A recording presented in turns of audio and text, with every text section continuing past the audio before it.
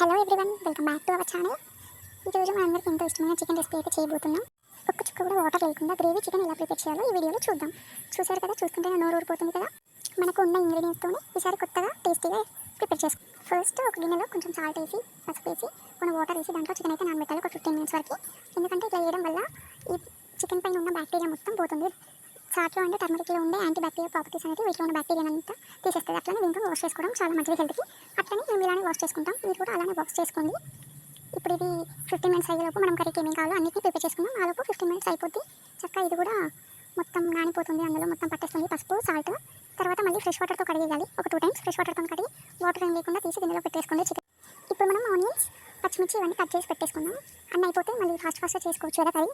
మళ్ళీ ఇటు కర్రీ చేస్తూ మళ్ళీ ఇటు ఒకటి కట్ చేసి నెక్స్ట్ ఇంకోటి చేసుకుంటూ ఇట్లంతా పిచ్చి పిచ్చి ఉంటుంది కదా. అన్నీ ముందే ప్రిపేర్ చేసుకొని పెట్టుకుంటే మనకి ఈజీగా అయిపోతుంది. డైరెక్ట్ ఒకదాని ఇంకొకటి వేసుకోవడమే.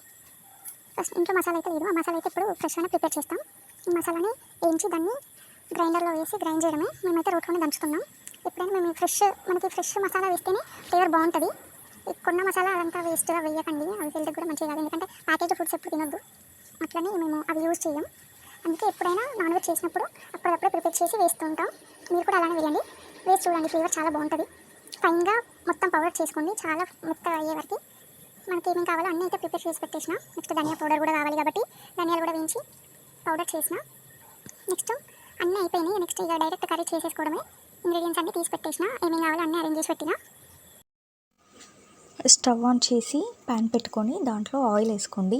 ఆయిల్ అయితే కొంచెం ఎక్కువ వేయండి. నాన్ వెజ్లో అయితే మసాలా ఒక్కొక్కటి వేయండి.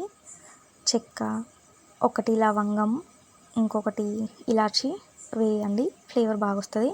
నెక్స్ట్ పచ్చిమిర్చి, ఉల్లిగడ్డలు వేయండి. ఉల్లిగడ్డలు కొంచెం వేగిన తర్వాత నెక్స్ట్ కొంచెం లైట్గా కొత్తిమీర అయితే వేసుకోండి. నెక్స్ట్ పసుపు వేయండి. పసుపు వేసి ఇప్పుడు కలపండి. కలిపిన తర్వాత మనం ముందు కడిగి పెట్టుకున్న చికెన్ వేసి బాగా కలపండి. బాగా అదంతా మొత్తం చికెన్కి పట్టేదాకా కలపండి. అంతా పట్టేసిన తర్వాత దాన్ని మూత పెట్టేసేయండి. మూత పెట్టి పీస్ ఉడకనివ్వండి. కొంచెం బాగా ఉడకొద్దు, కొంచెం అట్లా ఒక 2 minutes. ఉడికిన తర్వాత నెక్స్ట్ మనం అల్లం వేసుకోవాలి. ఎందుకంటే అల్లం ఫస్ట్ పోపులో ఎందుకు వేయలేదంటే ఇప్పుడు పీస్ వేసిన తర్వాత అల్లం వేస్తే అల్లం నుండి మనకి గ్రేవీ వస్తుంది. నెక్స్ట్ పెరుగు వేయండి. ఈ అల్లం పెరుగు వీటి నుండి మన గ్రేవీ దానికదే తయారవుతుంది. చూడండి మీరే కలిపి మొత్తం బాగా కలిపి పెట్టండి. అంత పెరుగు అంతా అందులో కలిసిపోవాలి. అదంతా కలిసిపోయిన తర్వాత మూత పెట్టి వదిలేయండి. నెక్స్ట్ ఒక 2 minutes తర్వాత ఓపెన్ చేస్తే చూడండి గ్రేవీ అయితే వచ్చింది కదా. నెక్స్ట్ కొంచెం కొత్తిమీర వేయండి. మళ్ళీ వేసి అంతా కలపండి. ఈ మధ్యలో కొత్తిమీర ఎందుకు వేస్తుందంటే ఫ్లేవర్ కోసమే. ఒక కరివేపాకు వేయండి, జస్ట్ ఒకటే, ఎక్కువ వేయకండి. ఎక్కువ వేస్తే మళ్ళీ దాని ఫ్లేవర్ వస్తుంది. ఆ తర్వాత కలిపిన తర్వాత నెక్స్ట్ కారం పొడి వేయండి. కారం పొడి వేసి అంటే మీరు ఎంత తింటారో అంతే వేయండి, ఎక్కువ వేసుకోకండి. ఎవరి టేస్ట్ వాళ్ళకి తెలుస్తుంది కదా. కారం వేసి మంచిగా కలపండి. నాన్ వెజ్ స్పైసీ ఉంటేనే బాగుంటుంది కాబట్టి కొంచెం ఎక్కువ వేసుకోండి రోజు వెజ్ కర్రీస్ కంటే. తర్వాత నెక్స్ట్ మనం గ్రైండ్ చేసి పెట్టుకున్నాం కదా కొరియాండర్ పౌడర్ ఉన్న మసాలా, ఆ రెండింటిని వేయండి. అవి వేసి కలిపేసేయండి. కలిపి ఇప్పుడు మళ్ళీ కొద్దిసేపు మూత పెట్టేసి వదిలేయండి. వదిలేసిన తర్వాత లాస్ట్కి సాల్ట్ ఎంత వేసుకుంటామో మీ టేస్ట్ చూసి వేసుకోండి. నెక్స్ట్ అంతా అయిపోయింది. ఇప్పుడు మనం ఫైనల్గా కొత్తిమీర వేసుకోవడమే. కొత్తిమీర వేసి గార్నిష్ చేసుకోవడమే. అంతే, అయిపోయింది మన గ్రేవీ చికెన్. ఒక చుక్క కూడా వాటర్ లేకుండా ఎంత బాగుందో చూడండి మీరే.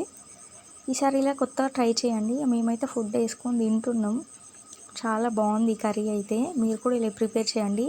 ఎప్పుడు వాటర్ వేసి కాకుండా కొంచెం డిఫరెంట్గా కొత్త స్టైల్లో ఇలా చేయండి. చాలా టేస్టీగా ఉంటుంది అండ్ మీరు కూడా చాలా ఇష్టంగా తింటారు. నెక్స్ట్ టైం మీరు కూడా మళ్ళీ ఇదే స్టైల్లో చేసుకొని తింటారు.